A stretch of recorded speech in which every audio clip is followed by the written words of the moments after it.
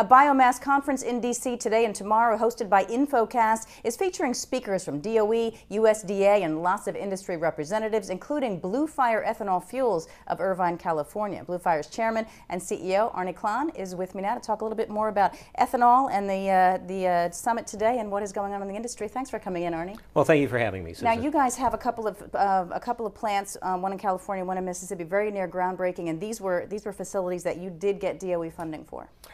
That's correct. The Lancaster facility we have not received funding for yet, but we have applied for both grant and loan guarantee on that particular facility. That particular facility is shovel ready. We have everything lined up, ready to go into construction. We're just waiting to finance that.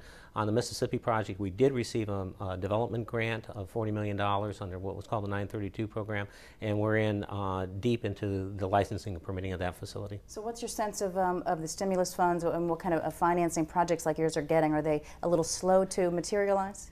Absolutely. I think the problem is the capital markets are really not prepared to handle new technology, first-of-a-kind technologies.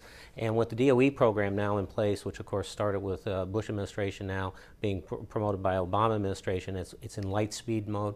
DOE is putting the funding together that's necessary to get these first projects financed. Okay. Now you guys are heavily involved in cellulosic ethanol, and your technology is called concentrated acid hydrolysis. Tell me about this technology, if you can, in general terms, and how prevalent is that? Is that just your technology? Well, it's just our technology, but it started back in 1904. The very first plant was built in Germany in 1904. Cellulosic ethanol technologies have been around for over a century now.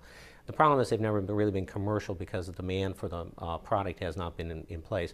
Our technology is pretty simple. We take sulfuric acid, we spray it on the cellulose after we've prepared it. And what are you using as your feedstock? And it's everything that's cellulosic. So we can use MSW, our trash that we throw away, what we value as society the least. We can convert that, instead of burying it into the ground, we can convert that into ethanol about 70 gallons per ton.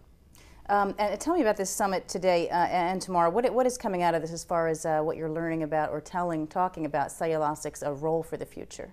Well, I think mostly out of the conference is just to give everyone a broad view of what people are doing in the various types of technologies, both for biomass power, for MSW power, for going to liquids like ethanol, biodiesel, and the like.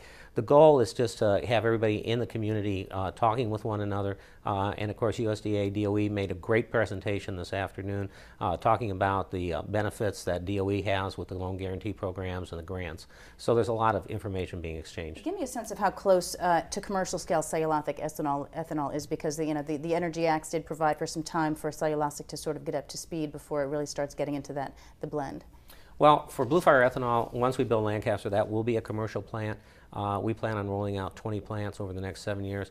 Some of the competitors, our competitors in the industry, they're all in various stages. There's a couple others that are ready to go commercial, I believe. So I think it's here, it's now. It's just a function of once the financing occurs to get these plants in the ground. Now, the drop in gasoline consumption really hurt the industry. I mean, all parts of the ethanol industry, and it made for a lot of calls for increasing that blend rate. Are you guys a part of that effort, and do you see the White House coming in and increasing that blend rate? I think it's necessary in the future. Right at the moment, while the blend wall exists, because of the mandate for cellulosic ethanol, as cellulosic ethanol comes into the marketplace, there is a place for it. I think it's going to become a problem once cellulosik's up over 1 billion gallons worth of production, but that's not going to happen for probably another 5 years. But clearly, we're hoping that the White House does come in on this issue. The demand for doing energy security, we need that 35 billion gallons a year of liquids to replace what we would otherwise import into the country. So I think ultimately that wall will come down. And what about how do the automakers feel about that if they're worried about their fuel systems? Well, it depends on which automaker you're talking to. We're involved with several of the automakers testing ethanol and that. Many of the companies today build E85 cars. They're called flex fuel vehicles. They can handle 85% ethanol in the blend.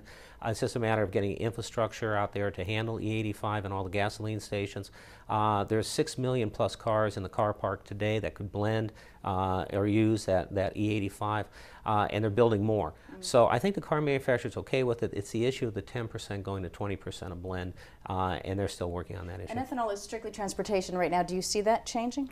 Not particularly. I think ethanol will always play a major role in this. Where it will change, it will probably become the fuel for fuel cell vehicles. You know, we've heard a lot about the hydrogen highway. Actually, ethanol is the best fuel to get onto that highway with. It's the on-ramp to the hydrogen highway for the electric cars, the fuel cell cars. So I think that role will increase for ethanol over time. Okay, and give me a little sense of, you know, with all these different alternative energy industries, venture capital, when is it coming back? Is it starting to come back? Are you beginning to see investment, attention from that area? Well, I think venture capital's been there. They did their first round of investment in all the technologies to see, you know, what could be developed, and that was really 2 years ago. It's still there. Clearly, the venture capitalists are interested in seeing who's going to be on first, so to speak, in terms of the technology, and who's going to have the lowest cost reduction. Bear in mind, all these technologies work technically.